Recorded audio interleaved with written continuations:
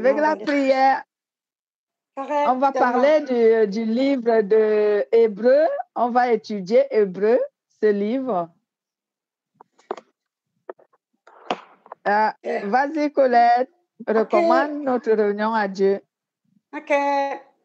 Moi, je commence par le signe de la croix, si ça ne vous insulte pas, parce que je crois en la Trinité, au nom du Père et du Fils et du Saint-Esprit.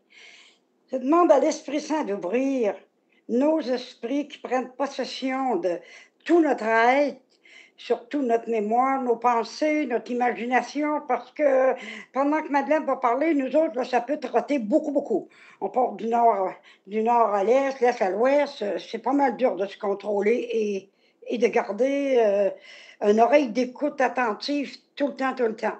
Alors, on demande l'aide à l'Esprit Saint et que ce soit un enseignement bénéfique, gratifiant pour chacun de nous présents, ainsi que tous ceux qui vont écouter, puis que l'Esprit Saint leur répande cette parole-là à travers le monde entier. Et je prie pour la paix aussi, pour la paix, puis que les guerres cessent. Amen. Amen. Amen. Ça peut-être pas rapport avec ce que tu dis, qu'est-ce que tu demandais en temps de prière, mais c'était ça dans mon cœur, fait que je voulais le dire. Amen, amen. Vous avez intercédé, Colette, c'est une bonne chose d'intercéder. Très bien. Soyez bénis et merci encore. Donc, aujourd'hui, nous abordons le livre de Hébreu.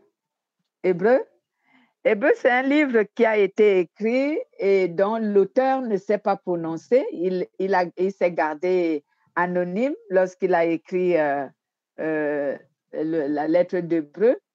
Et il a également gardé anonyme les auditeurs de cette lettre. Mais lorsque tu lis cette lettre du début jusqu'à la fin, tu vas te rendre compte que la personne qui a écrit cette lettre craignait certaines oppositions, certaines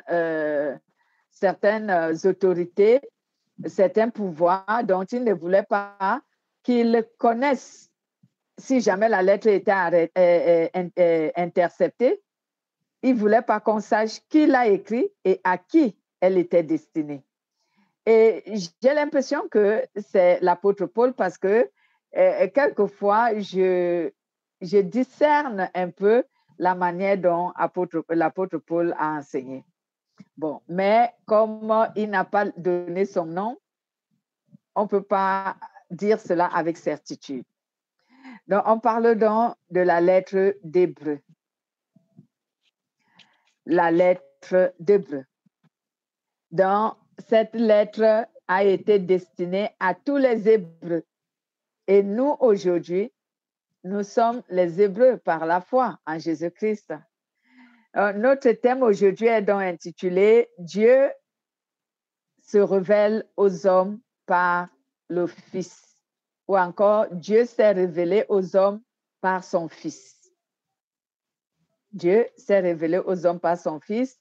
Faisons la lecture, notre première lecture de notre texte, Hébreux 1, chapitre 1, versets 1 à 4. Alors, Hébreux chapitre 1, versets 1 à 4. Après avoir autrefois à plusieurs reprises et plusieurs manières parlé à nos pères par les prophètes, Dieu, dans ce dernier temps, nous a parlé par le Fils, qu'il a établi héritier de toutes choses, par lequel il a aussi créé le monde, et qui, étant le reflet de sa gloire et l'empreinte de sa personne, et soutenant toutes choses par sa parole puissante, a fait la purification des péchés et s'est assis à la droite de la majesté divine dans les lieux très hauts. Devenu d'autant supérieur aux anges qu'il a hérité d'un nom plus excellent que le leur. Amen.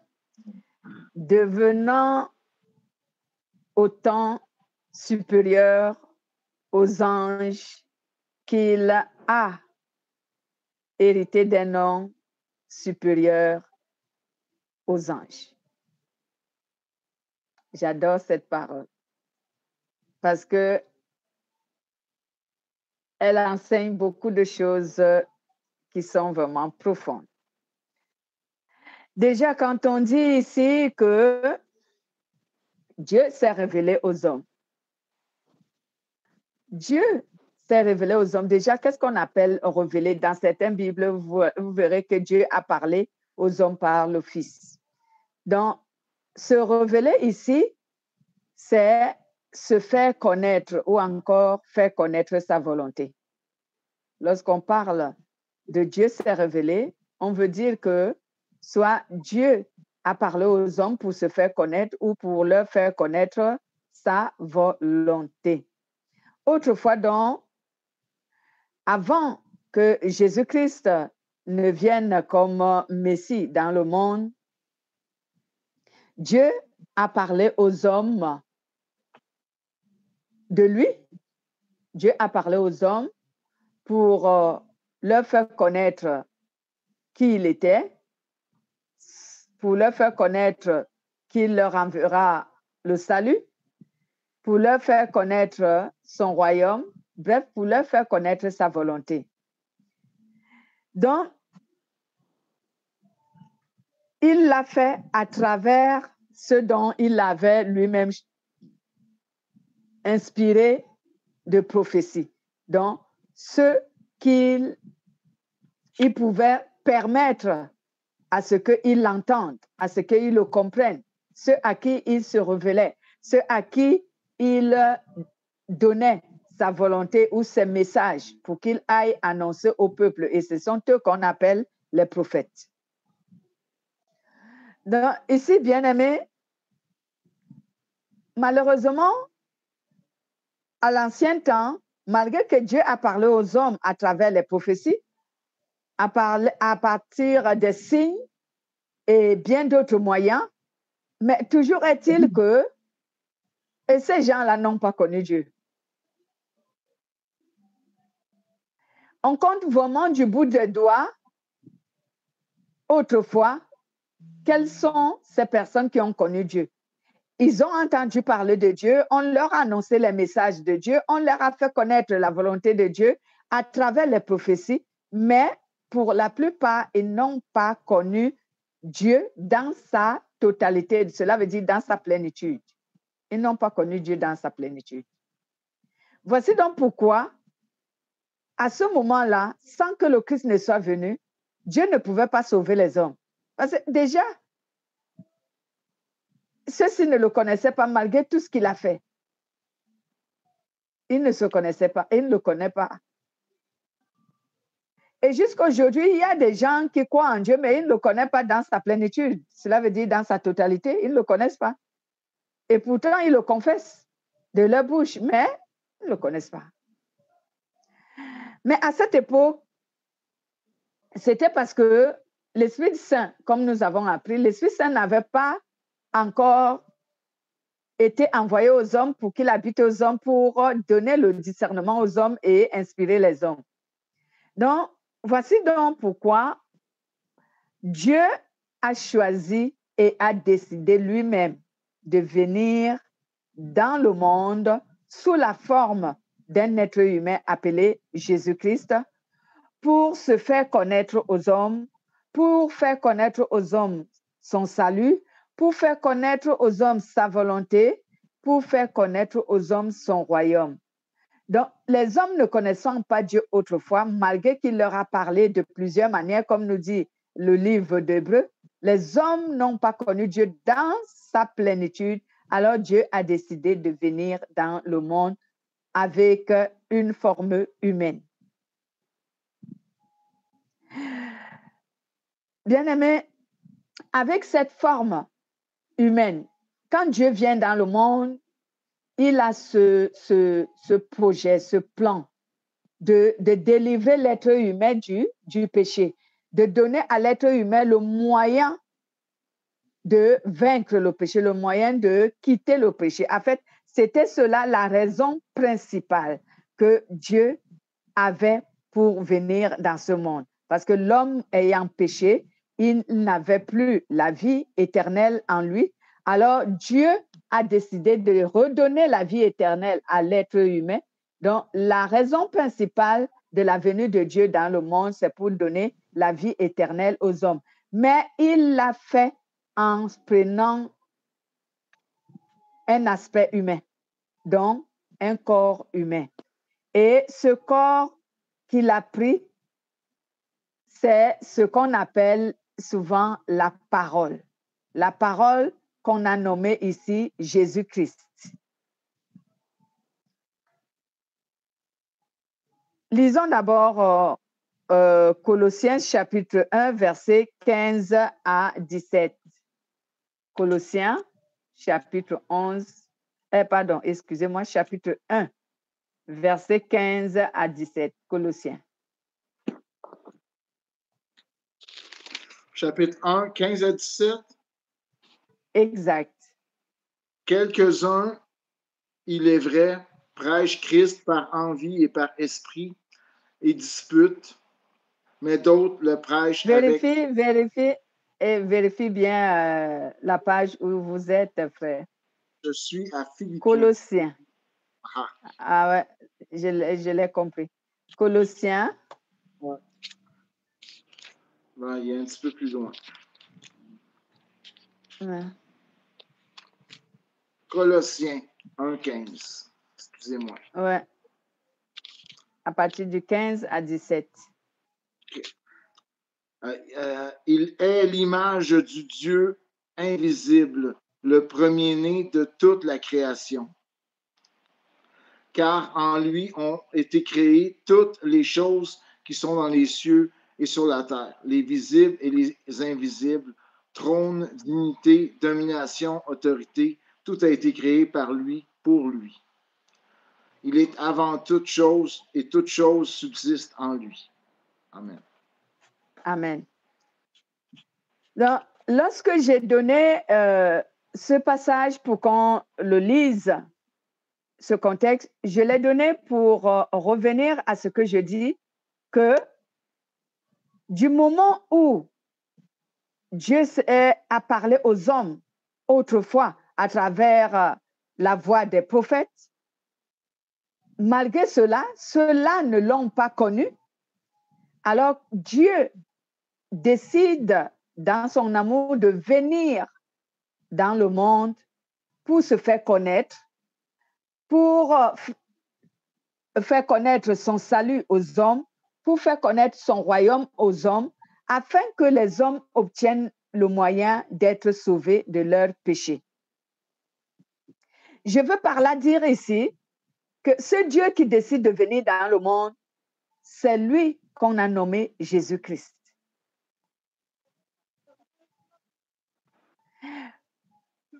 Et souvent, les humains ne considèrent pas, pour la plupart, même certaines croyances ne considèrent pas que Jésus est Dieu. Ils le prennent pour un simple prophète. Ils le prennent pour un simple envoyé de Dieu. Même, je dis bien, même dans certaines dominations du christianisme, il y a ceux qui disent souvent que Jésus n'est pas Dieu. Mais ils se trompent.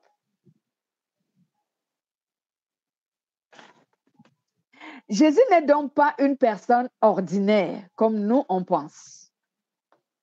Jésus n'est pas une personne ordinaire, comme nous le pensons quelquefois, et comme certains l'enseignent. Mais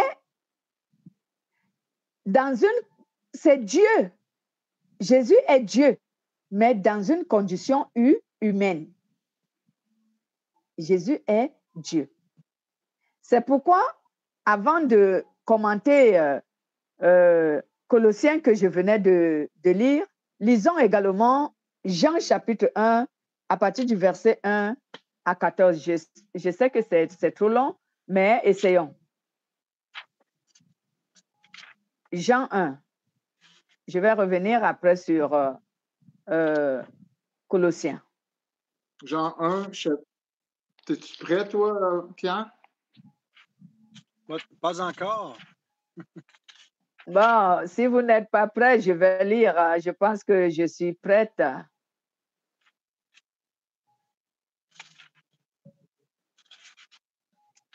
Voilà, je vais faire la lecture pendant que vous recherchez.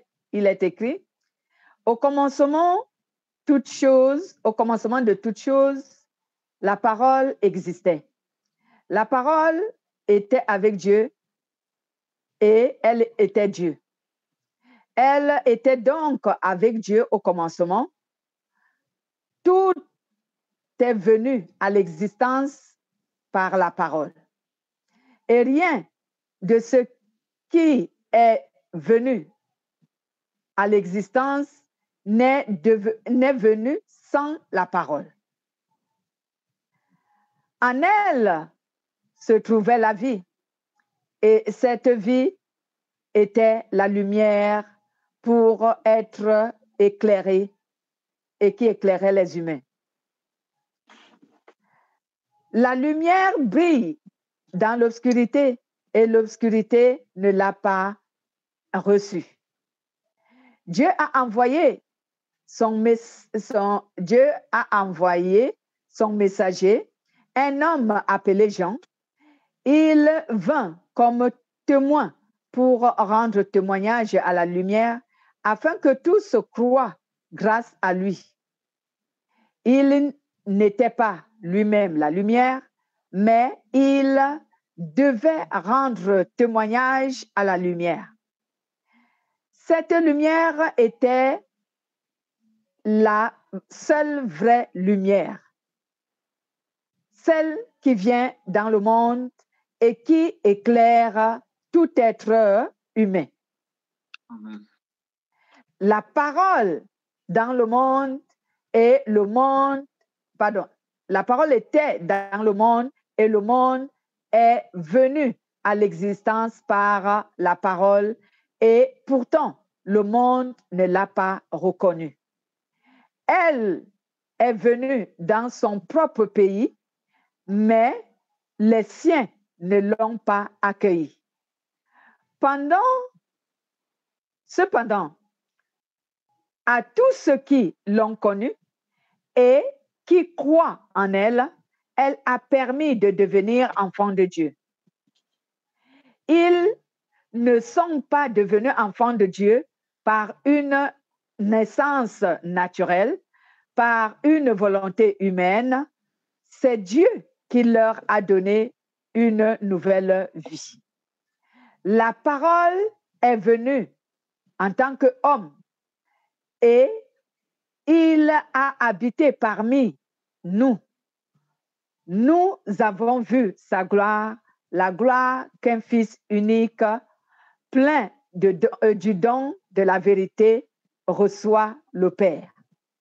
J'ai une autre version et j'adore cette version. Donc, bien-aimés, écoutez bien ce que nous dit ce récit, ce contexte de Jean. Jean nous fait savoir que au commencement de toutes choses, la parole existait.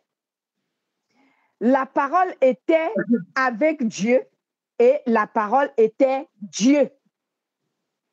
Souvent, certains contextes, certaines personnes disent que comme la parole était avec Dieu et elle était Dieu, donc cela veut dire que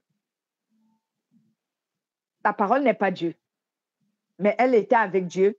C'est pour cela qu'elle est Dieu. Non. Non. La parole est Dieu.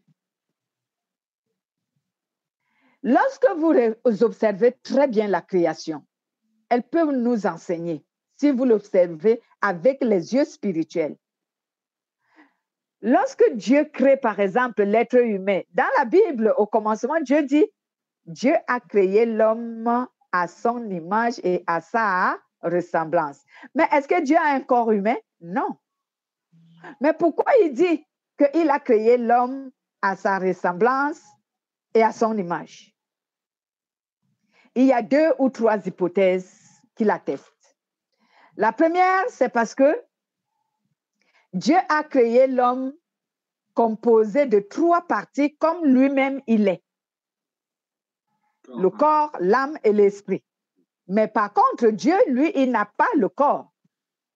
Dieu, il est le Père, il est le Fils et il est l'Esprit. ça fait trois. Et c'est ce qu'on appelle la plénitude de Dieu, la totalité de Dieu. C'est ce qu'on appelle également la Trinité. Un autre contexte pour lequel Dieu dit que j'ai créé l'homme à mon image et à ma ressemblance, c'est parce qu'à ce moment, l'homme était pur. Et une autre idéologie, c'est parce que l'homme, Dieu lui avait prêté le souffle de vie. La respiration, qui est le souffle de vie, qui est l'esprit de vie, vient de Dieu. Ce sont ces trois contextes qui font en sorte que Dieu dise que j'ai créé l'homme à mon image et à ma ressemblance. Donc, comme je disais, le premier, c'est parce que l'homme est composé de trois parties et Dieu aussi, il est composé de trois parties essentielles et qui sont fondamentales. Ces parties sont Dieu, le Père, le Fils et l'Esprit. Donc, en d'autres termes, moi, je dis souvent la parole, la puissance et l'Esprit. Donc, lorsque l'être humain pense que Jésus n'est pas Dieu, en quelque sorte, c'est qu'il ne comprend pas bien le mécanisme et tout le fonctionnement qui s'est passé. Et c'est ce que Hébreu va nous enseigner aujourd'hui. À quel moment tu dois considérer Jésus comme Dieu et à quel moment tu dois le voir comme humain? Hébreu nous l'enseigne.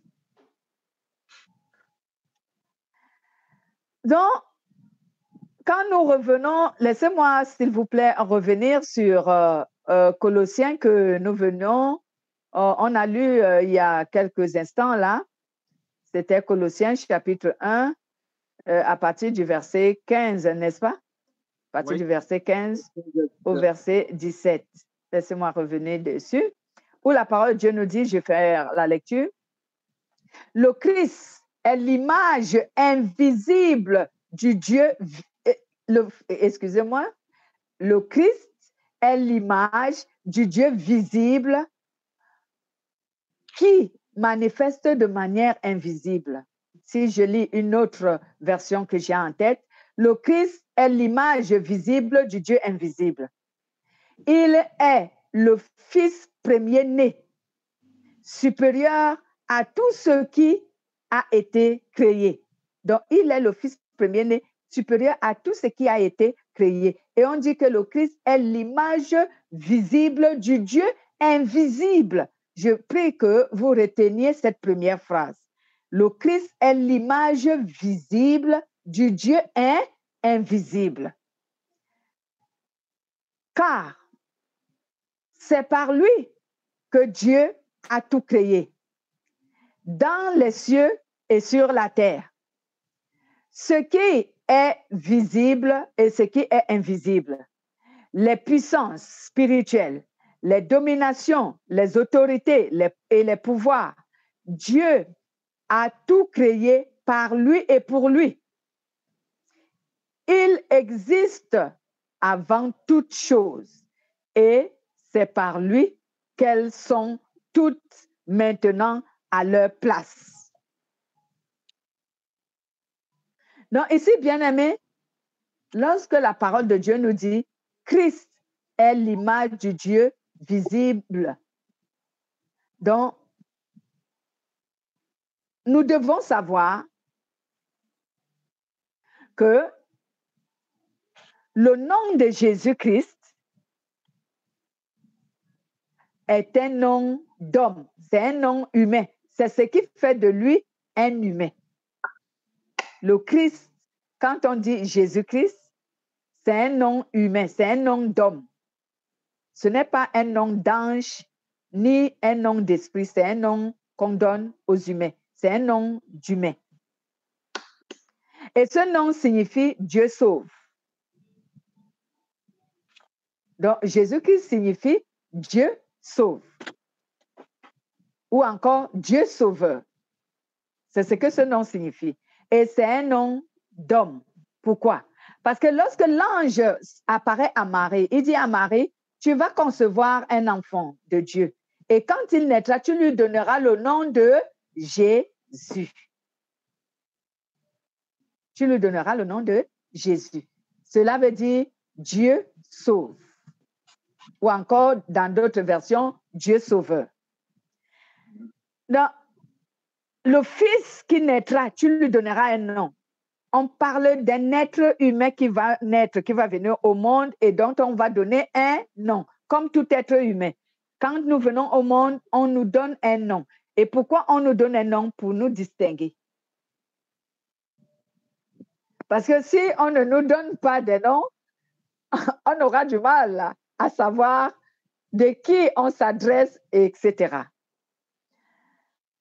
Donc, bien aimé, on donne ce nom Dieu sauve à cet enfant que Marie devait mettre au monde, donc que Marie a mis au monde. Et ce nom, cet enfant s'appelle Jésus. Dieu sauve. C'est donc en qualité d'homme. Écoutez bien la nuance, parce que je veux expliquer Colossiens que nous avons lu et le livre de Jean. C'est en qualité d'homme que Jésus porte le nom de Jésus-Christ. C'est en qualité d'homme, pas en qualité de Dieu, pas en qualité d'ange, mais il porte ce nom en qualité d'humain. C'est pour cela que Hébreu nous a dit, maintenant, Dieu nous parle par son Fils. Il ne peut pas dire que Dieu nous parle par lui-même. Mais maintenant, on dit, Dieu nous parle par son Fils. À ce moment-là, on fait allusion à Jésus en tant que Fils de l'homme. Amen. Donc, on fait allusion à Jésus-Christ en tant que Fils de l'homme. Donc, si je dis Fils de l'homme, on fait allusion à un être humain.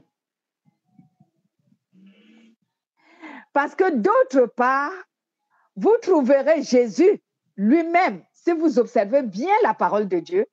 D'autre part, vous trouverez Jésus dire « mon Père » dans la Bible. Et d'autre part, vous trouverez Jésus dire « moi ». Et quand il dit « moi », il ne parle plus de lui en tant qu'homme, il parle de lui en tant que Dieu. Mm-hmm. Quand il dit « le Fils de l'homme » ou quand il dit « mon Père », à ce moment, il se considère comme humain et qu'il est le Fils de Dieu. Mais d'autre part dans la Bible, vous verrez Jésus dire « moi ». À ce moment, il ne parle plus de lui en tant que Fils de Dieu ou en tant que Fils de l'homme, il parle de lui en tant que Dieu. Souvent, ça échappe aux gens de voir cette différence dans les enseignements de Jésus ou dans les révélations de Jésus. Donc, Jésus n'est pas un être humain ordinaire. Jésus est Dieu, mais Dieu qui est incarné dans le corps d'un être humain. C'est pourquoi le dernier verset que nous avons lu de Jean chapitre 14 qui nous dit « La parole s'est faite chair ». La parole s'est faite chair. Au début du contexte, on a lu que la parole existait depuis le commencement. Mais bien aimé, quand on dit la parole existait, avant même le commencement, la parole existait. Cela veut dire quoi? Cela veut dire que la parole est Dieu parce que rien n'a existé avant le commencement si ce n'est la parole. Si ce n'est Dieu, parce que c'est lui qui est incréé. Personne ne l'a créé. Mais tout ce qui existe à partir du commencement a été créé. La parole, c'est Jésus. C'est Jésus qui est la parole. Ce que je veux ici... Pardon, Colette, qu'est-ce que tu dis? Ah, je partais pour dire, Jésus a dit, qui m'a vu, a vu le Père. Voilà, exact. Merci, Colette, de nous rafraîchir la mémoire. Et Jésus l'a dit exactement. Et c'est pour ça que je disais que quelquefois, Jésus disait « moi ». Et quand il dit « moi », il ne fait plus allusion au Fils, il fait allusion à lui en tant que Dieu. Et je prends ce récit que la sœur venait de nous dire, que Jésus disait « celui qui m'a vu a vu le Père ». C'est dans le livre de Jean, chapitre 14, où Philippe lui demande, Seigneur, comment dis-tu que celui qui t'a vu a vu le Père, ou alors tu t'en vas au Père, mais montre-nous le Père et cela nous suffit. Jésus lui dit, Philippe, depuis que tu es avec moi, tu ne me connais pas? Allons-y, bien-aimés, je vais vous l'attester. Jean chapitre 14.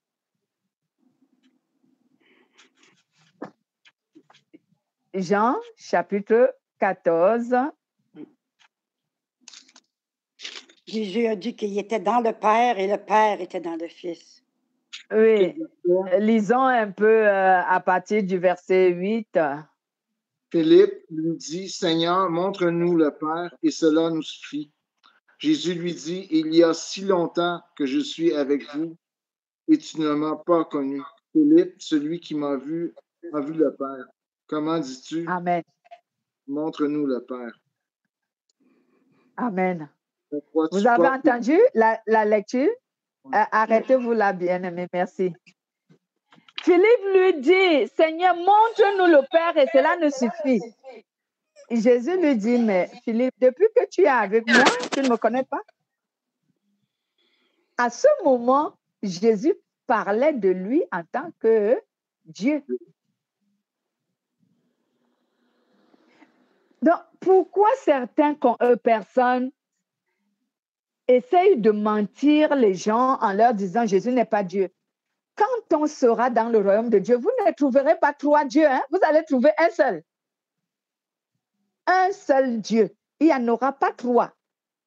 On ne va pas vous présenter que celui-là, c'était la parole. L'autre, c'était le Saint-Esprit. L'autre, c'était le Père. Non.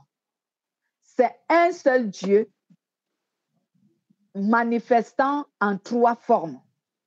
Sous la forme du Père, sous la forme du Fils et sous la forme de l'Esprit. Un seul Dieu qui se manifeste aux humains en trois formes. Il se manifeste à la forme du Père, à la forme du Fils et à la forme de l'Esprit Saint. Donc, on ne trouvera jamais trois dieux. On trouvera un seul Dieu. Alors, revenons maintenant à notre Hébreu pour continuer. Excusez-moi, je reviens à Hébreu. Chapitre 1. À partir du verset 1. Et la parole nous dit donc, ici, autrefois, Dieu a parlé à nos ancêtres et à bien de reprises, de manière à parler par les prophéties. Mais maintenant, en ces temps qui sont les temps de la fin, il nous a parlé par son Fils. Donc, cela veut dire quoi? Cela veut dire que, autrefois, quand Dieu parlait aux hommes, il leur parlait sans qu'il n'ait vraiment sa parole. Parce que, autrefois, la loi n'est pas vraiment la volonté de Dieu. Quelqu'un me dira, mais la loi est la parole de Dieu, oui, parce que c'est lui qui a donné la loi. C'est pour ça qu'on appelle la loi la parole de Dieu. Mais la loi n'est pas la volonté de Dieu. La loi n'est que, comme on a appelé, un précepteur, donc une parole que Dieu a donnée pour essayer de discipliner les gens. C'est ce que j'ai l'habitude de dire. Pour essayer de discipliner le monde. Mais la vraie volonté de Dieu, c'est l'évangile. C'est elle qui est la véritable volonté de Dieu. La loi n'est véritablement la volonté. Et ce n'est pas la volonté de Dieu, la loi. Bien que tout cela soit la parole de Dieu parce que c'est lui qui l'a donné. Mais ce n'est pas, la loi n'est pas la volonté de Dieu. Parce que vous ne me direz pas que Dieu, ce Dieu qui est rempli d'amour, devient aussi un Dieu qui permet aux hommes d'être ceux qui se vengent. Par exemple, cette parole qui dit tu tues, on te tue. Tu blesses, on te blesse. Tu insultes, on t'insulte. Tu es machin. Est-ce que vous croyez que Dieu est vraiment comme ça? Parce que l'Évangile transforme, tandis que la loi Voilà. est dictateur. La loi discipline tout simplement, mais elle ne transforme aucune vie, aucun cœur. Quand une personne, c'est pour ça que la Bible dit, maudit soit quiconque observe la loi, parce qu'il faudrait qu'il observe toute la loi entière, et la loi est difficile à observer. Amen. Et en plus, même si tu observes la loi, tu ne deviendras jamais saint, parce que la loi ne sanctifie personne. La loi discipline, mais la loi ne transforme pas le cœur. La loi discipline juste une personne. Avant que Dieu se fasse homme, elle était comme ça. Non? La loi, c'était par la loi. C'était par la loi que Dieu agissait. Oui, avant que Dieu ne devienne homme, il agissait par la loi. Il n'avait pas encore donné aux hommes son évangile. Il agissait par la loi parce qu'il préparait ces instants de son avenue pour amener les hommes maintenant à recevoir la vraie volonté de Dieu qui transformait les hommes afin de leur donner le moyen d'être sauvés. Mais Dieu agissait par la loi. Voici pourquoi vous avez vu que tous ceux qui ont été sous la loi, personne n'a été transformé. Ils ont été disciplinés, certes, pour quelques temps souvent, mais ils n'ont jamais été transformés parce que la loi ne pouvait transformer personne. Donc, si je reviens sur cette parole, cela voudrait dire que maintenant, Dieu ne nous parle plus par la loi. C'est ce que ce Hébreu a voulu dire ici. L'auteur d'Hébreu voulait dire à nous qui sommes chrétiens aujourd'hui que autrefois, Dieu nous a conduits à travers la loi. Mais aujourd'hui, depuis qu'il est venu en tant que Messie, Dieu ne nous conduit plus par la loi, mais il nous conduit par la puissance de sa parole qui transforme. C'est ce qu'il veut dire. Amen. Donc, et il a développé en disant, le Fils reflète la gloire de Dieu et le Fils ici reflète la splendeur de la gloire divine. Il est l'expression même de ce que Dieu est. Dieu est quoi? Quelle est l'expression de ce que Dieu est, bien-aimé? Dieu est saint. C'est ça son expression. Dieu est saint. Et la loi ne peut pas sanctifier. Celui qui sanctifie, c'est la parole. Donc, sur ce récit, l'auteur d'Hébreu veut nous faire comprendre que on doit cesser de nous appuyer sur la loi pour plaire à Dieu. En fait, les destinataires de cette lettre, c'est ce qu'il voulait leur dire. Que arrêtez de vous appuyer sur la loi pour vouloir plaire à Dieu parce que vous ne pourrez pas. Appuyez-vous sur la parole qui est le Fils. Et alors, vous pourrez plaire à Dieu. Appuyez-vous sur la parole qui est le Fils. Parce que c'est la parole de Dieu qu'on a nommée ici le Fils parce qu'elle est devenue chair. Donc, si tu t'appuies, c'est pourquoi aujourd'hui il y a cette expression, si tu t'appuies sur Jésus, tu as la solution. Donc, on voudrait dire que si tu t'appuies sur la parole de Dieu, tu as la solution à ce que tu veux. Voici donc le véritable message que l'auteur a voulu nous donner sur les premiers versets. Je vais également interpréter les autres paroles qui sont complémentaires à ce récit, à ce contexte. Donc, il nous dit donc ici, au verset 3, le Fils est la splendeur de la gloire divine. Il est l'expression même de ce que Dieu est. Il soutient toutes choses par sa parole puissante. Je venais de le dire. Il soutient toutes choses par sa parole puissante. Cela veut dire que c'est au moyen de la parole de Dieu que toute chose est possible. C'est au moyen de la parole de Dieu. Tout ce que Dieu fait, il le fait sur la base de sa parole. Tout ce qu'un être humain voudrait que Dieu fasse pour lui, lui aussi, il doit le faire sur la base de la parole de Dieu. Si tu sors hors contexte de la parole de Dieu, ce n'est pas Dieu qui fera pour toi ce que tu veux de lui. Parce que tu es sorti hors contexte. Dieu agit au moyen de sa parole, sur la base de sa parole.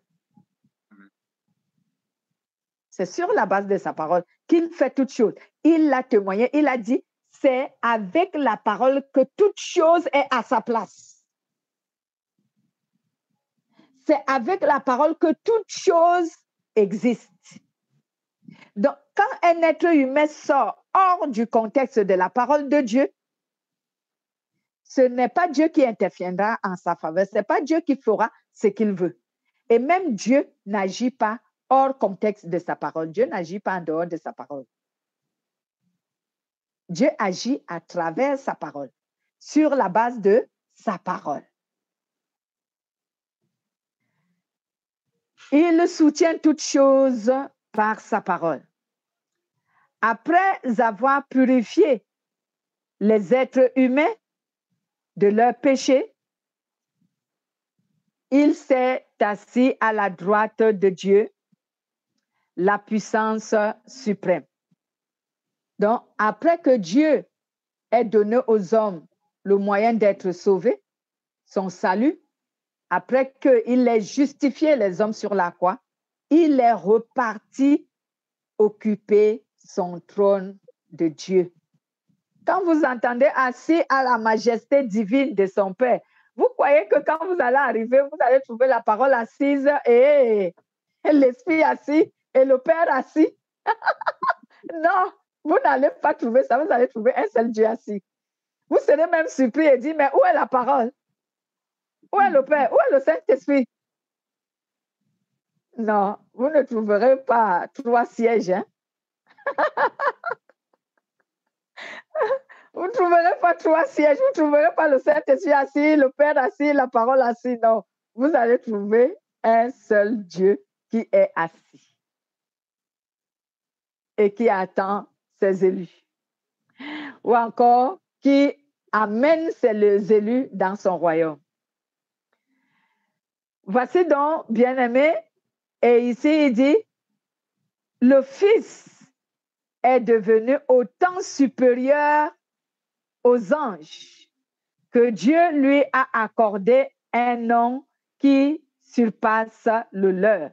Vous me direz, mais maintenant, on dit que le Fils est devenu autant supérieur aux anges. Qu'est-ce que cela veut encore dire?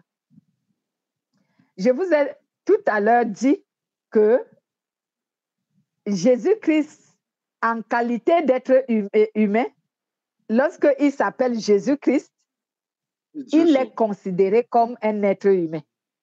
Il n'est pas considéré comme un Dieu. Il est un être humain. Mais dans la parole, il est Dieu. Il n'est plus un être humain. Écoutez bien la nuance. Je vais me répéter. Jésus-Christ, lorsqu'il est considéré comme Jésus-Christ, il est un être humain. Mais lorsqu'il est considéré comme la parole, il est Dieu. Cependant, il n'est plus un être humain. Il est Dieu. Ici, on n'a pas cité la parole, on a dit le Fils est devenu autant supérieur aux anges. On veut dire l'être humain qui est Jésus est devenu supérieur aux anges. C'est ce qu'on veut dire. Parce qu'en fait, à cause du péché, les êtres humains ont dégringolé, si je peux dire ça. Ils ont perdu leur place auprès de Dieu. Parce qu'autrefois, avant le péché, les êtres humains étaient supérieurs aux anges. Vous comprenez? Autrefois, avant que Adam et Ève ne succombent au péché, Adam et Ève étaient supérieurs aux anges. Donc, selon la hiérarchie, le classement, avant que l'homme ne commette le péché, l'homme était supérieur aux anges. C'est pour ça que... Parce que quoi? Je vais vous expliquer. Attendez, donnez-moi quelques minutes, vous allez répondre. Pourquoi? Parce que l'être humain à ce moment, l'être humain était le fils et la fille de Dieu. Alors que les anges ne sont ni fils ni filles de Dieu, ils sont des serviteurs. Est-ce qu'un fils et un serviteur, qui est le plus grand? C'est le fils. Ah oui. C'est la fille qui est le plus grand, ce n'est pas le serviteur. Donc aujourd'hui, lorsque tu crois en Jésus et que tu deviens un enfant de Dieu, tu es supérieur aux anges. Parce que les anges ne sont pas les enfants de Dieu. Les anges sont des serviteurs de Dieu. Mais les enfants de Dieu, ils sont donc enfants de Dieu, donc ils sont supérieurs aux anges. Le rôle des anges, c'est quoi? Ce sont des serviteurs. Je vais m'expliquer quand je dis que les anges sont des serviteurs. C'est que lorsque Dieu a besoin, par exemple, d'une armée spirituelle pour protéger ou pour combattre contre les anges déchus en faveur d'un croyant, qu'est-ce que qui Dieu envoie? Ce sont les anges, quelquefois. C'est pourquoi Jésus a dit à Pierre, remets ton couteau dans ton sac. Parce que j'ai une multitude, 1 milliard et myriade des anges. Mon armée est grande. Si je décrète maintenant qu'ils viennent ici, l'armée d'Israël ne peut pas tenir face à mon armée. Il parlait des anges. Il y a également que la sécurité des enfants de Dieu, la Bible nous le dit dans le livre de Psaume, chapitre 34, oui, 34 au verset 8, l'ange de l'Éternel campe autour de ceux qui craignent Dieu et il les arrache du danger. Il y a certains enfants de Dieu dont les anges protègent spirituellement. Les anges sont partis de où, eux autres? C'est-tu des personnes décédées d'ici qui deviennent des anges? C'est de où ils viennent, eux autres? Les anges sont des esprits. Ils vivent avec Dieu. Ils ne sont pas des personnes décédées. Ce ne sont pas des humains. Ils n'ont jamais été humains. Ils sont des esprits et ils vivent avec Dieu. Même celui qu'on appelle Lucifer, qui s'appelle aujourd'hui le diable, lui aussi, il était un ange. Il vivait auprès de Dieu quand il s'appelait Lucifer. C'est parce qu'il s'est rébellé que Dieu lui a retiré l'honneur de son nom, où aujourd'hui il s'appelle Satan et le diable. Cela veut dire ennemi et adversaire de Dieu. Donc, même les esprits que nous appelons les entités ou les démons, eux aussi, ils étaient des anges autrefois, servant Dieu. Et même, ils sont encore au service de Dieu, même s'ils ont été rejetés. Mais ils sont encore au service de Dieu. Parce que si vous lisez, par exemple, 1 Samuel, chapitre 16, au verset 14, où l'esprit, un mauvais esprit avait été envoyé par Dieu pour aller tourmenter Saoul. C'est Dieu qui l'avait envoyé. Donc, même les esprits impurs, les esprits démoniaques, sont soumis à Dieu. Quand Dieu leur donne un ordre, ils font ce que Dieu leur a demandé de faire. Mais les anges que vous entendez, qu'on parle des anges, ce sont ceux qui ne se sont pas corrompus. Et eux, ils sont au service de Dieu. Par exemple, quand vous lisez Apocalypse, lorsque Jean faisait des visions, lorsque Dieu, Jésus, lui, faisait voir des visions, c'est un ange qui l'amenait, qui le conduisait spirituellement partout où Jean devait voir en vision. C'est un ange qui le conduisait. C'est pourquoi, quelque part, il dit, je me suis agenouillé au pied de l'ange. Je pense que c'est dans le chapitre 5, au verset 10, si je ne me trompe pas. Je me suis agenouillé auprès de l'ange pour vouloir l'adorer. Mais il m'a dit, arrête-toi, ne m'adore pas, adore Dieu. Je suis ton compagnon d'œuvre et le compagnon de tous tes frères qui pratiquent, qui font l'œuvre de Dieu. Donc, il s'agit d'un esprit. Il s'agit d'un esprit. Donc, les anges sont donc des esprits. Les anges ne sont pas les humains décédés. Non, les humains décédés sont des humains décédés et ils restent décédés. Un humain décédé ne peut pas devenir un démon ni un ange. Non. Les humains décédés restent des humains décédés. Pourquoi? Parce que c'est comme ça que Dieu a créé les choses. Est-ce que c'est leur esprit qui entre en enfer ou dans le repos de Dieu? Non, l'esprit, je vous ai expliqué la dernière fois comment l'être humain est reparti lorsqu'il décède naturellement. Quand tu décèdes naturellement, ton esprit humain, le souffle de vie, il va à Dieu. Que tu sois chrétien ou païen, ton esprit va à Dieu. Pourquoi? Parce que c'est le souffle de Dieu qu'il a prêté aux hommes. C'est le souffle de vie que Dieu a prêté aux hommes. Donc, quand tu meurs, ce souffle de vie qu'on appelle l'esprit humain, il retourne à Dieu. Ton âme va soit en enfer, soit dans le repos de Dieu. Ça dépend de ta position sur la terre. Est-ce que tu as servi Dieu, tu as cru en Jésus, tu as reçu le salut de Jésus, tu t'es sanctifié? Alors, quand tu meurs naturellement, ton âme va dans le repos de Dieu. Et lorsque tu n'as pas cru en Dieu, ou alors tu n'as pas été sanctifié, ton âme va en enfer. L'enfer qui veut dire le lieu de tourment. C'est ton corps qui va dans la terre. Comme on dit, on t'enterre, tu es poussière, dans la poussière, tu retourneras. Donc, ne croyez pas que c'est un être humain qui est mort, qui est devenu un démon. C'est faux. Les démons sont les démons. Ce sont les anges déchus. Ne croyez pas non plus que, comme un être humain a marché avec Dieu, il a cru en Jésus, il s'est converti, il est né de nouveau, il s'est sanctifié. Alors, comme il est mort, il va devenir un ange. Ce n'est pas la vérité. Il ne va pas devenir un ange. Son âme va aller dans le repos de Dieu. Donc, les anges sont des esprits qui ne sont pas des esprits des hommes décédés. Les démons aussi sont des esprits qui ne sont pas des esprits des êtres décédés. Amen. Voilà. C'est pourquoi on dit aux humains qu'on ne prie pas les anges.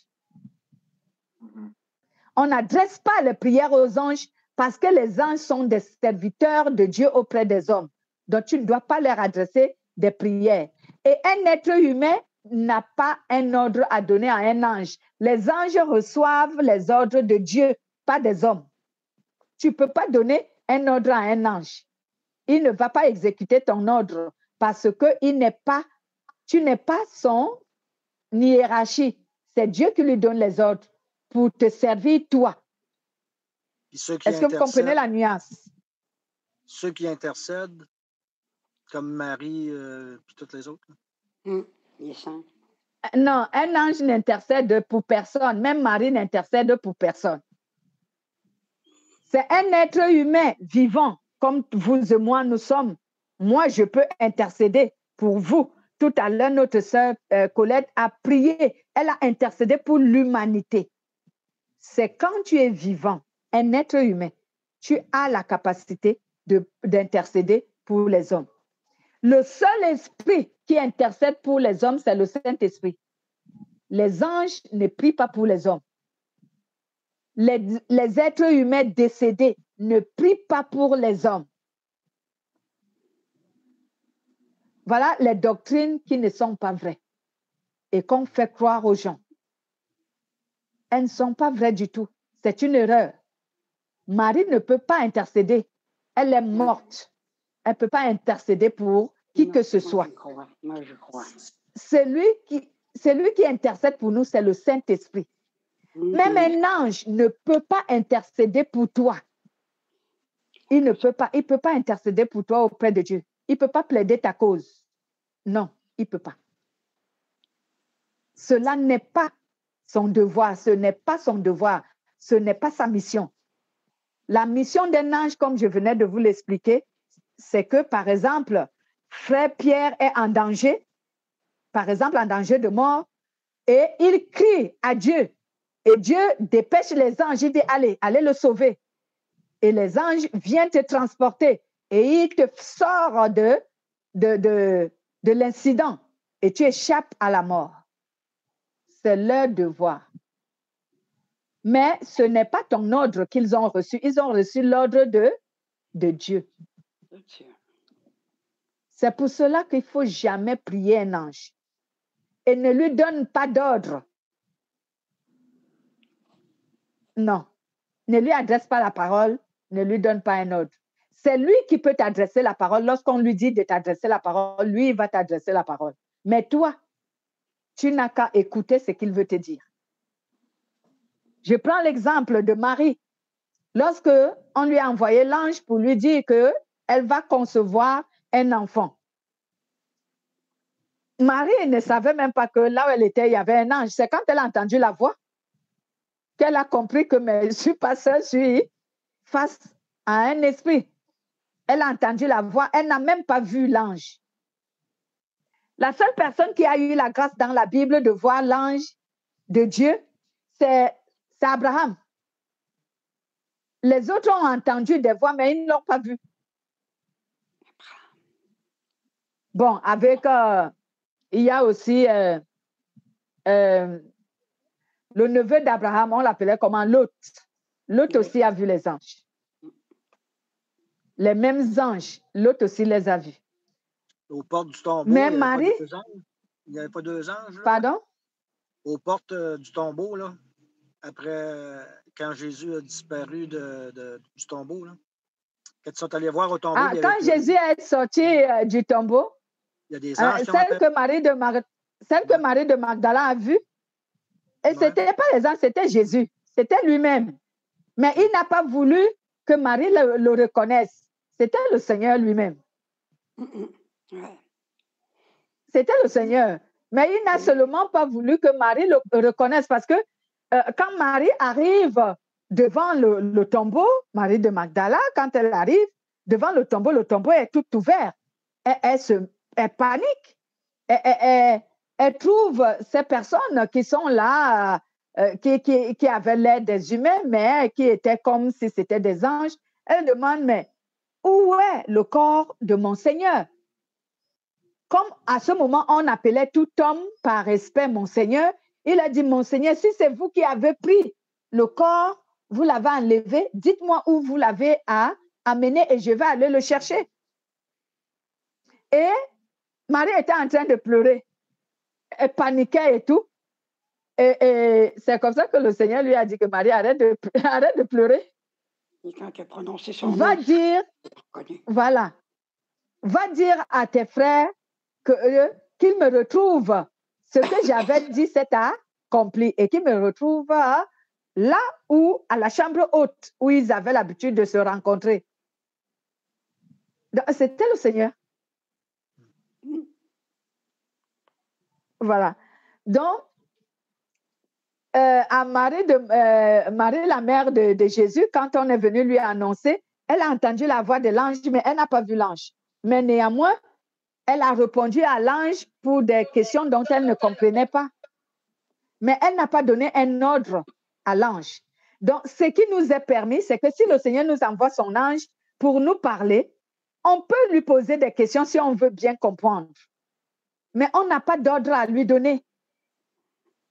Et on n'a pas à prier, à le prier, non. Donc, c'est une interdiction vraiment formelle. C'est un péché. Si un être humain prie les anges, c'est un péché.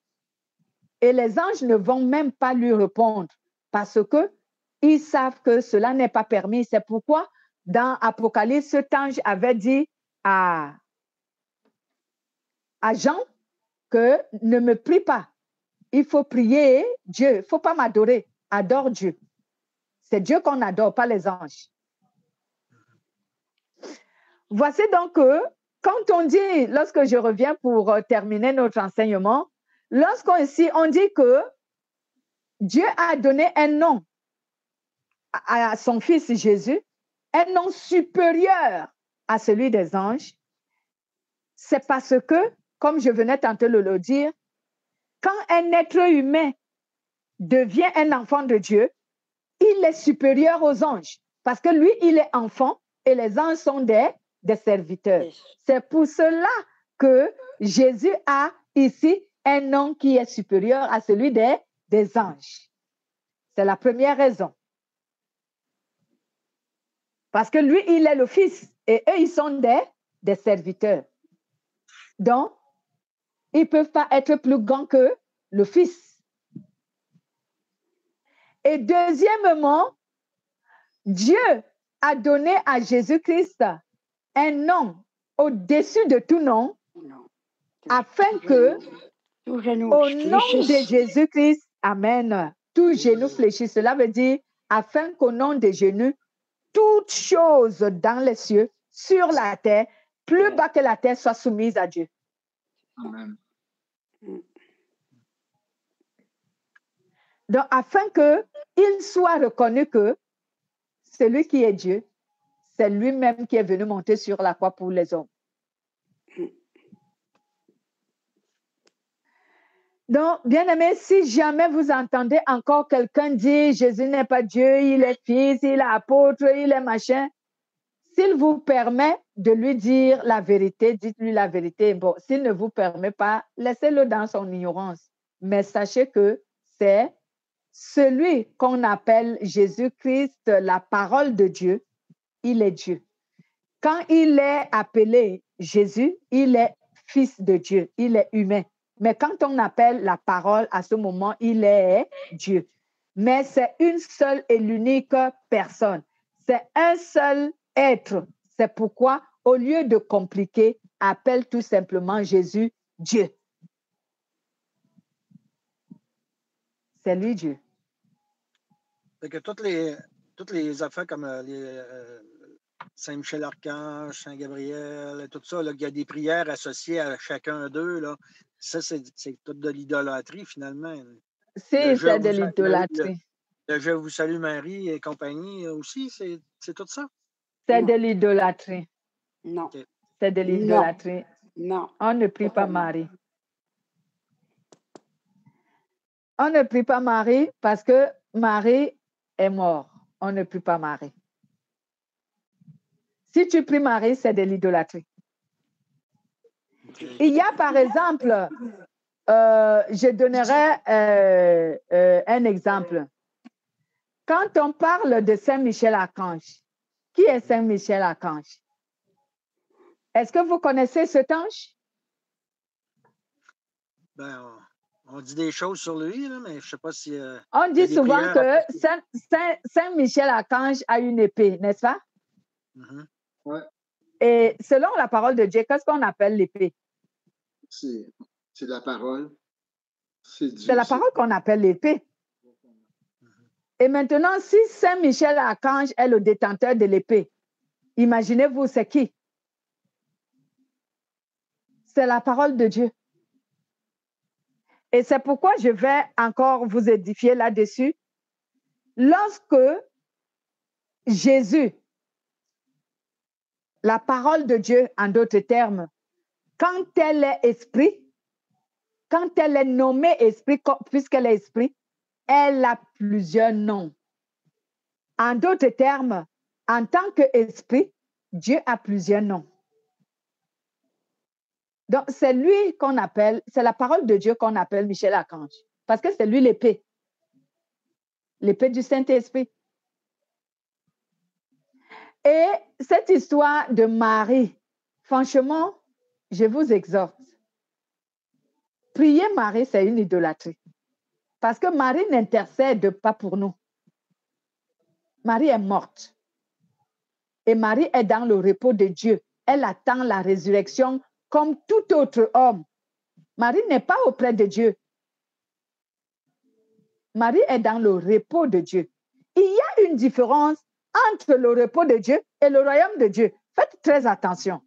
Il y a une différence entre le royaume de Dieu et le repos de Dieu. Tous les êtres humains qui meurent, aucun être humain n'est encore dans le royaume de Dieu. Je dis bien aucun. Même lorsque quelqu'un vous dira, Enoch, par exemple, Dieu a enlevé Enoch et Enoch est monté au ciel. Mais monter au ciel ne veut pas dire qu'il est avec Dieu. Monter au ciel ne veut pas dire qu'il est dans le royaume de Dieu. Il faut faire très attention, il faut écouter la Bible et il faut bien lire la Bible. Aucun être humain n'est auprès de Dieu. Aucun, je dis aucun, en dehors de Jésus-Christ. Aucun autre n'est auprès de Dieu. Que ce soit les apôtres. Exact. C'est la salle d'attente qu'on appelle le repos de Dieu. Donc, que ce soit les apôtres, que ce soit, oui, Colette?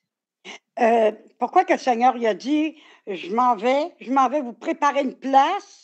Il y a beaucoup de demeures dans la demeure de mon Père. Je vais vous préparer une place et quand elle sera prête, je vais venir vous chercher. S'il vient nous chercher, c'est parce qu'il nous emmène pour vous emmener avec moi où je suis. C'est bel et bien écrit dans la Bible. Ça veut dire qu'on va pas au séjour des morts. Si tu es dans un état de sainteté et je veux dire, tu as un comportement sain et tout, c'est sûr que le Seigneur va t'emmener avec toi, avec lui, en ayant toujours un cœur d'enfant quand on y parle aussi. Oui, bon, je vais répondre à cette question, Colette. Lorsque le Seigneur dit dans le livre de Jean que s'il n'y avait pas, écoutez bien le français qu'il a utilisé, allons dans le livre de Jean. Jean chapitre 14.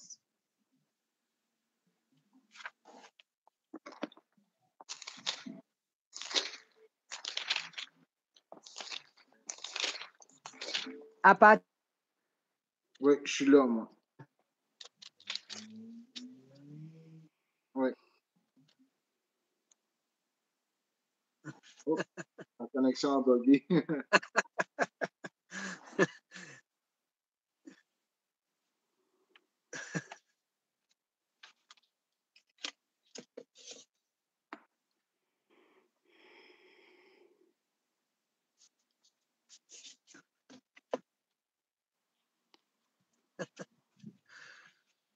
Allô? Oui. Oui, oui. Oh, c'était ma connexion, je pense. Oui. Oui. Oh là là. Il nous manque l'image. Oh là là. On continue là.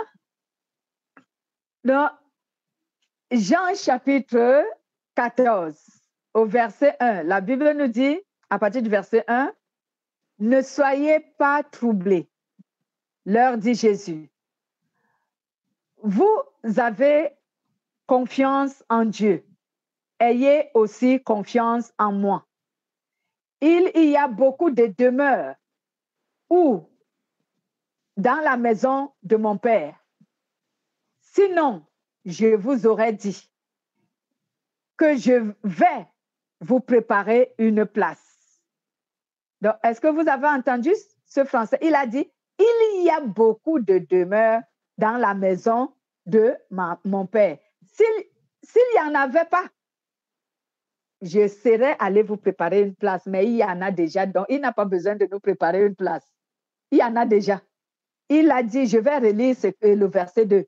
Il y a beaucoup de lieux où demeure dans la maison de mon Père. Sinon, je vous aurais dit que j'allais vous préparer une place. Donc, Jésus n'est pas parti nous préparer une place.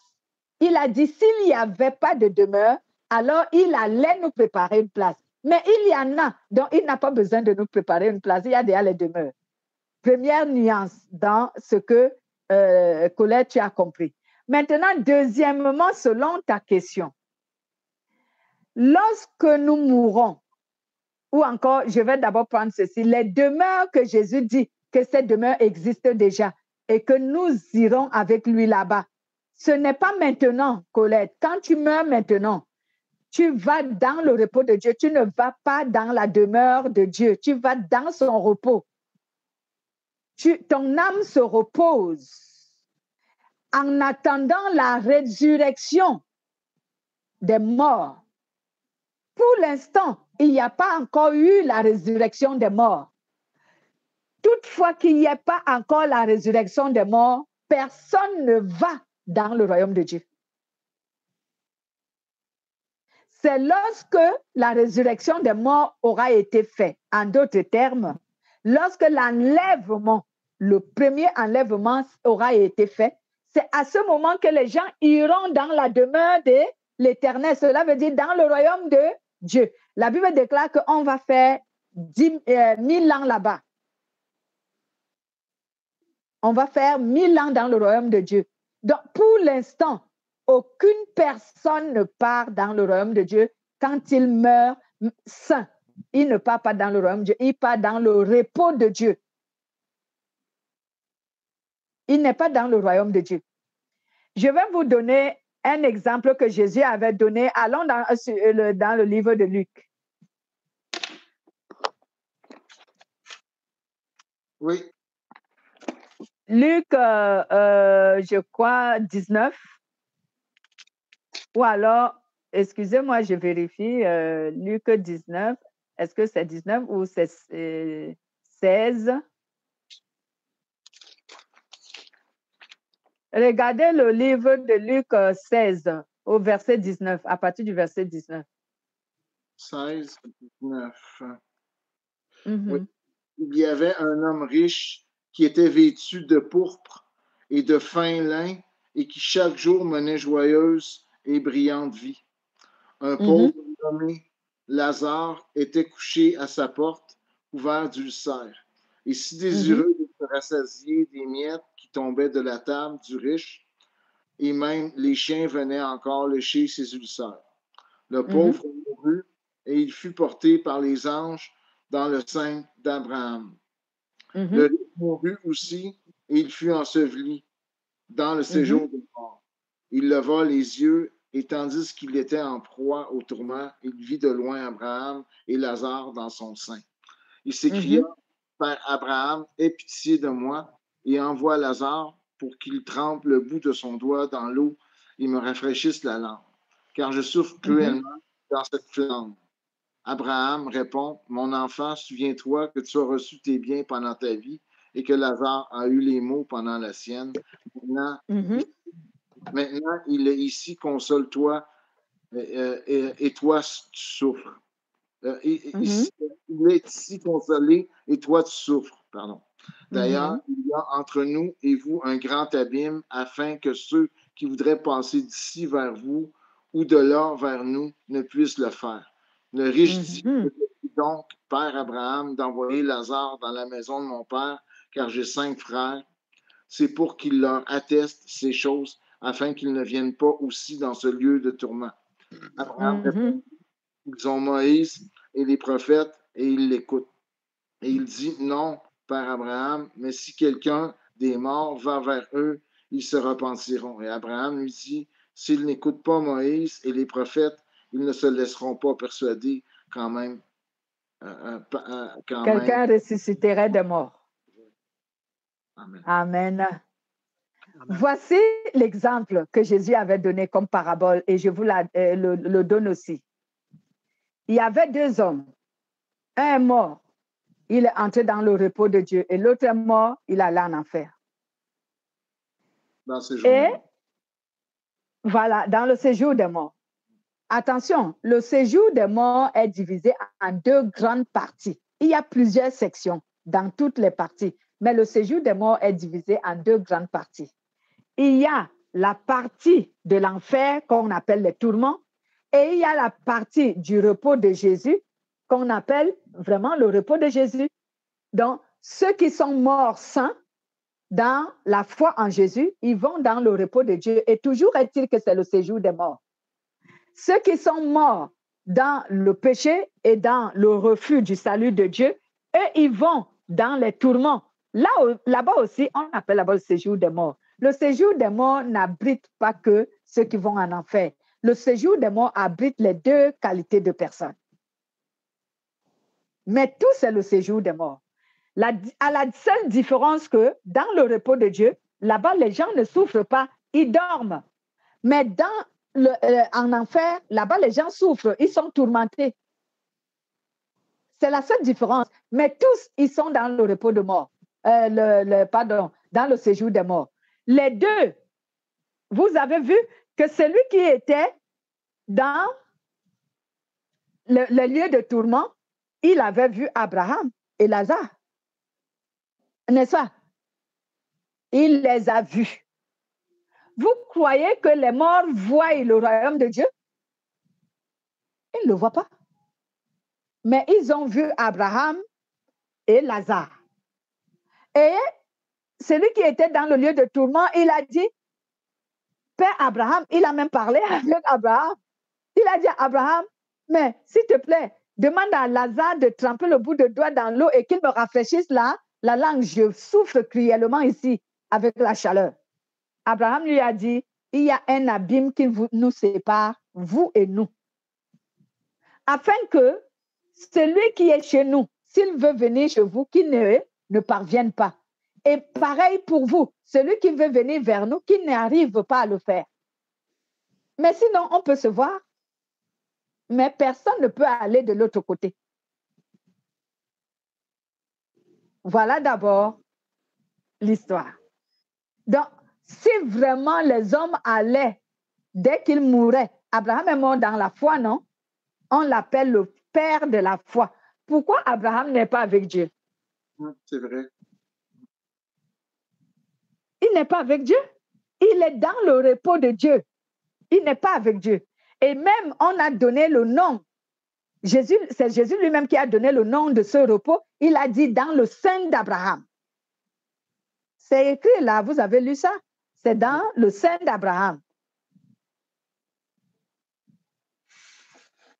Dans le sein d'Abraham. Si on dit qu'on est les descendants d'Abraham, c'est quoi? Non, pas la descendance. Ouais. Le sein d'Abraham, ouais, c'est un lieu. Ce n'est pas la descendance. C'est un lieu. Il y a une différence. Là, c'est un lieu. Et ce lieu, on appelle ce lieu le repos de Dieu. Le repos de Dieu. C'est un lieu. Mais ici, Jésus l'a nommé le sein d'Abraham. Oui, mais ce n'était pas ça la question à Pierre. Pierre, il veut savoir si on descend, si on est abrahamique, dans le fond, nous. Ah, on est abrahamique par la foi. La foi. Ah, ben, par la foi. C'est ça que c'était ça ta question, hein, Pierre? Oui. On est abrahamique par la foi, c'est ça. Voilà, on est abrahamique par la foi. Par la foi. Donc, on est descendance d'Abraham par la foi. C'est cette parole qu'il avait donnée à Abraham, je crois, sur Genèse chapitre 12, quand il lui a dit, toutes les nations de la terre t'appelleront Père à cause de la foi. C'est ça. La foi. Mm-hmm. C'est à cause de la foi. Mais on n'est pas abrahamique par génétiquement, non. On n'est pas des Hébreux. Génétiquement, on n'est pas abrahamique. Mais par la foi, on est abrahamique. Dans le fond, les deux enfants oui? d'Abraham, il y avait Ismaël, puis il y avait Jacob. Non. Ismaël et Isaac. Isaac. Non, Isaac et Jacob. Isaac. Ben voyons. Abraham a fait beaucoup d'enfants, Abraham. vous le savez. Abraham il a fait 8 enfants. Okay. Mais Quoi? c'est Les autres, vous ne les connaissez pas. Oui. Quoi? 8? Oui, c'est biblique. Oui, il a fait 8, si je ne me trompe pas, 8 ou 6 enfants. Ben voyons, on pensait que Parce que Sarah il avait eu un que Sarah a eu juste dans son âge avancé. Oui, oui, exactement. Abraham a fait les enfants avec Sarah, qui a eu un enfant. Elle a fait un enfant avec Agar, qui a eu un enfant, Ismaël. Et après la mort de Sarah, Abraham a épousé encore une autre Éthiopienne, OK. avec qui il a fait, je crois, 4 enfants. Donc, il a eu au total 6 enfants. Ah ben, je ne savais pas qu'il y avait une autre femme. Et si je peux vous révéler quelque chose, vous, l'Amérique du Nord, vous êtes les enfants d'Abraham par la 3e femme. Ah Par oui. la 3e femme? L'Éthiopienne. Bon. Parce que ces enfants, selon les récits bibliques, ils sont montés au nord de la terre. Et c'est vous qui êtes là-bas, les Canadiens.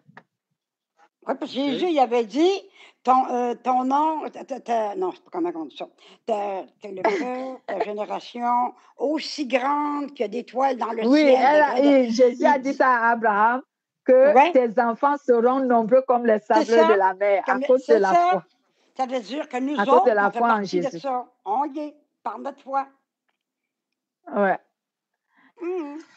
J'ai une autre question qui a rapport avec d'autres choses. Des fois, on entendait dire ça par nos parents. Quelqu'un décédait, puis là, il nous disait il faudrait prier pour cette personne-là qui vient de décéder parce qu'elle n'est pas capable d'atteindre l'endroit où il faut qu'elle aille. Ouais. On dirait qu'elle est comme pris en ciel et terre, là, puis elle n'est pas capable de se rendre. Il fallait prier pour cette personne-là pour qu'elle puisse continuer la route. Là. C'est-tu dans le réel? Ou ben non, ça ne sert absolument à rien de prier pour quelqu'un qui est mort. Ça ne l'aide pas. On prie pour les vivants et non pour les morts. Si quelqu'un est décédé, même s'il venait de mourir tout de suite là, dès que son esprit quitte le corps, peut-être tu peux supplier Dieu pour qu'il le ramène à la vie. Ça, oui, c'est permis. Mais pour prier pour que son âme ait le repos, tu ne peux pas changer ça. Okay. Tu ne peux pas le changer. Mais tu peux prier Dieu pour qu'il revienne à la vie. Mais ça, si on prie ça pour qu'il le ramène à la vie, c'est parce que Dieu a déjà préparé ça. C'est pas nous autres qui va le ramener à la vie. Attention, ça dépend des conditions. Je venais de dire que si une personne décédait tout de suite, présentement, il est décédé et tu es amené à prier, tu peux prier pour que Dieu le ramène à la vie. Et Dieu peut le faire. Il peut t'exaucer et ramener cette personne à la vie. Mais si une personne est morte, on l'a enterrée, même si tu pries pour le repos de son âme, ça ne sert à rien. Ça ne va pas fonctionner. Ça ne va pas fonctionner parce que il avait la liberté de choisir de sauver son âme pendant qu'il était vivant. Mais il ne l'a pas fait. Donc, Dieu ne pourra rien pour lui.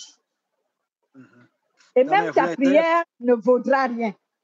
Mais je voulais dire, si, admettons, je ne sais pas, moi, quelqu'un, son cœur vient d'arrêter, mais que là, tu pries puis qu'il repart, là, c'est peut-être parce que Dieu avait déjà préparé que par toi, il allait le ramener. Ça devait être probablement préparé à l'avance. C'est Dieu qui l'a voulu comme ça. C'est pas préparé d'avance. Et rien de ce que, la plupart de ce que Dieu accomplit ne sont pas préparés. La dernière fois, lorsque j'ai enseigné sur comment prier ou encore comment ramener un frère, on a parlé de comment prier. C'est nous, à travers notre prière, qui devons pousser Dieu à agir. Donc, par exemple, tout de suite, séance tenante, une personne décède devant toi. Dieu n'a pas programmé que si tu pries pour lui, il va revenir à la vie, hein? Non. Mais par amour, si tu te mets à prier intensément, tu implores Dieu de lui accorder encore la vie. Tu peux ramener cette personne à la vie. Dieu peut exaucer ta prière. Mais dire que c'était préparé, ce n'était pas préparé. C'était pas préparé. La seule chose que je sache que Dieu a préparé pour nous, c'est nos retrouvailles dans le royaume des cieux. C'est ce que Dieu a préparé. Mais le reste de ce que s'accomplit souvent sur la terre n'est pas préparé.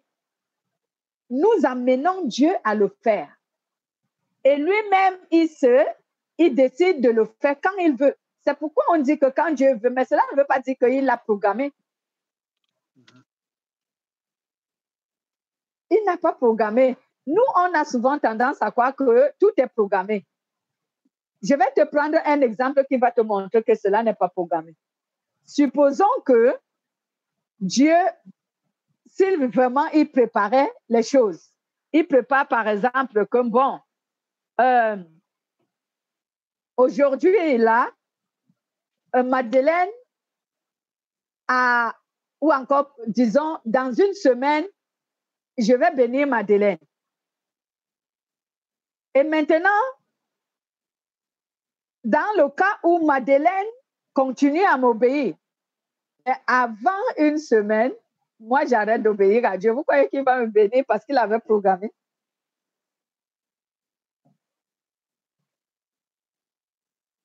Vous avez compris ma question? Oui, mais dans le livre de la vie, mettons, si il a prévu que tu allais avoir un enfant, ben c'est. Je sais pas, c'est-tu écrit dans le livre de la vie? C'est quoi? De quelle façon? Ça, c'est pas programmé? Non. Non, c'est pas programmé.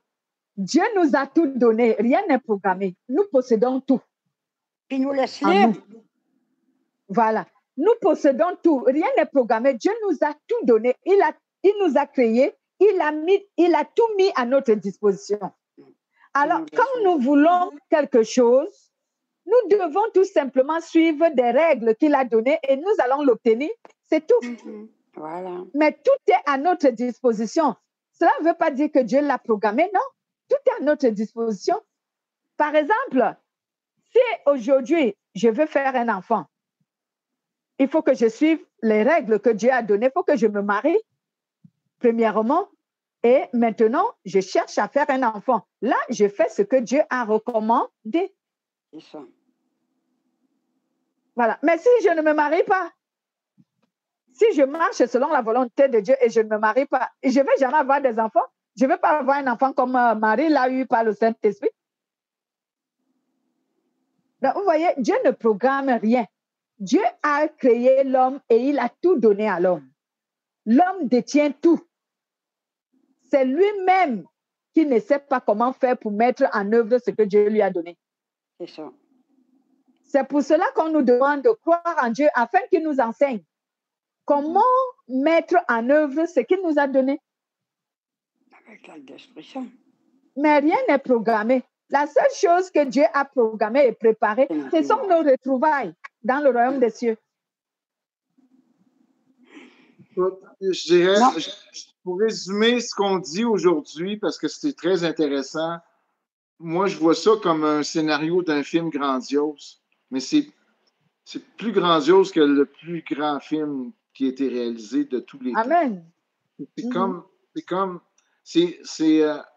Imaginons-nous l'intelligence qui est en arrière de tout ça pour en arriver à ça, puis qu'on comprenne ce mystère-là, parce qu'il y a beaucoup de mystères, puis les mystères, c'est intéressant de les découvrir au fur et à mesure quand ils sont prouvés.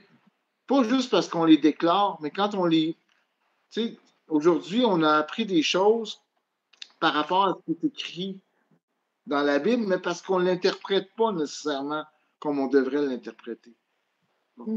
Ça, c'est plus grand qu'un scénario. Tu sais. Des fois, il faut que tu écoutes un film 3-4 fois avant que tu saisisses. Là. Tu sais. T'as raison. Ouais. Et avec Dieu, c'est encore. Même, je pense que pareil. c'est pas suffisant pour chaque fois. Là. C'est au-delà de tout notre imagination. On se demande comment ça se peut. Tu sais, c'est incroyable. D'après moi, ça doit être une fois qu'on y a goûté à la parole, une fois qu'on y a goûté, tout devient questionnable. Tout ce que chaque chapitre est questionnable. Fait que si on comprendrait tout de suite ce qui est écrit, on ne se questionnerait plus, puis on ne serait pas attiré par la parole. Mais là, vu que c'est tout le temps questionnable, ben regarde, entre nous autres, on essaye de comprendre, on essaye de décortiquer tout le temps ça, mais ce temps qu'on passe là ensemble, ben c'est ce que Dieu veut, c'est ce qui nous amène à lui. Ouais, moi, je le vois comme ça. Amen. Amen. Dans le fond, tout ce mystère-là, c'est pour nous rapprocher de la sainteté, parce que c'est justement, ça nous prouve que c'est pas un petit scénario quétaine. Excuse-moi l'expression, Madeleine. Ça veut dire que c'est pas un scénario basique. C'est un grand scénario. Là. Mm-hmm. C'est la plus grande histoire. Oh ouais. Donc, s'il n'y a plus d'intervention, on va conclure. Ben, j'aimerais dire encore une chose. Le Seigneur, oui, allez-y, Colette. Nous autres, le Seigneur, il nous laisse libres sur la terre. Ce que ces anges n'ont même pas cette liberté-là dans le ciel. Que nous autres, les humains, on est libres. Parce que s'ils nous contrôleraient et qu'ils faisaient tout, on serait des marionnettes. On ne l'est pas, des marionnettes. On est complètement libre de faire ce qu'on veut. Dieu nous a donné le libre arbitre. Pardon? Le libre arbitre. C'est ça. On a le libre arbitre de tous nos actes, puis on doit, après ça, comment on dit ça? Assumer la responsabilité de nos actions. Exact. Mais bien souvent, c'est parce qu'on ne comprend pas, on ne le sait pas. Je ne sais pas pourquoi il faut qu'on s'y rendu à un certain âge avant de commencer à capter tout, puis comprendre.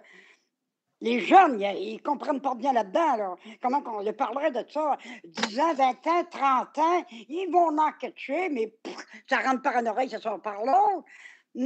Pourquoi il faut être rendu à la maturité qu'on est rendu là pour le comprendre? Pourquoi? Pourquoi ça a pris tant de temps? Ben, on comprend, c'est quand... C'est souvent... excusez-moi, vous allez intervenir. Pourquoi ça a pris autant de temps, Colette? C'est de notre faute. Tout à l'heure, tu venais de dire que Dieu nous a donné le libre arbitre. Donc, c'est de notre faute. Et pour répondre encore, donner un autre exemple au frère Pierre qui parlait et qui posait les questions si Dieu programme les choses. Non. Dieu nous a donné un libre arbitre. Et comme je disais, il a tout mis à notre disposition. Donc, voyons par exemple, si tu es une personne sur la terre, pendant ta jeunesse, on te parle de Dieu, mais tu fais le sourd-oreille. Tu ne veux pas croire. Le temps va passer. Peut-être que c'est lorsque tu serais déjà âgé que tu vas croire. Mais est-ce que tu accuserais Dieu de t'avoir laissé autant de temps d'être païen et de ne pas croire? Au contraire, moi, je dirais, il faudrait même bénir Dieu. Que, oh mon Dieu, merci, tu ne m'as pas laissé mourir dans cet état. Vous savez, il m'est arrivé souvent quelquefois où, devant Dieu, quand je suis en train de prier, c'est que le Saint-Esprit m'amène à voir comment Dieu m'aime et à quel point Dieu m'aime. Parce qu'il y a les gens de mon âge qui sont morts dans l'ignorance, dans l'inconversion. Ils n'ont pas été convertis. Et je plains leur sort. Je regarde ce qu'ils vivent aujourd'hui. Amen. Au moyen de la lumière de la parole de Dieu, je sais qu'ils sont en train d'être tourmentés. Et je dis, Seigneur, mais moi, vraiment, merci. Mais est-ce que Dieu m'a aimé plus que ces gens-là? Non. Il nous a aimés tous de la même manière, mais tout simplement parce qu'eux, ils se sont endurcis et ils n'ont jamais voulu répondre à l'appel de Dieu, alors que moi, par la grâce de Dieu, j'ai répondu. Est-ce qu'on accuserait Dieu que pourquoi ceux-là sont morts dans leur péché? Pourquoi elle a cru? On n'accuserait pas Dieu. Si vous regardez bien, il nous a donné tous la même chance. Mais ceux-là, ils n'ont pas saisi leur chance. Ceux qui perdent la raison, là, mettons comme l'Alzheimer ou des choses comme ça, ils sont encore ici en bas, là. Ils sont dans le tourment, eux autres aussi, là.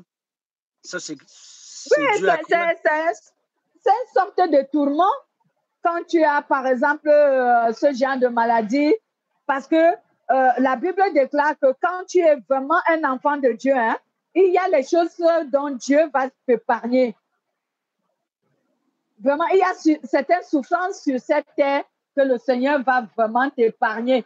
Par exemple, les choses comme un Alzheimer, que tu deviens comme un enfant. Je ne dis pas que un enfant de Dieu ne peut pas avoir ce genre de maladie, mais vraiment, je sais que dans l'amour de Dieu, tu es un enfant de Dieu, un véritable enfant de Dieu. Dieu va t'épargner de ce genre de choses. Mm-hmm. Regardez bien les gens qui ont vécu qui ont vécu les 500 ans.